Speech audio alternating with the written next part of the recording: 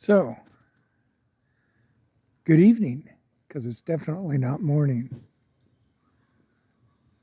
We made it to our camp spot, and we were waiting for the kids to arrive because they're in the spot next to us, and we are watching the sunset.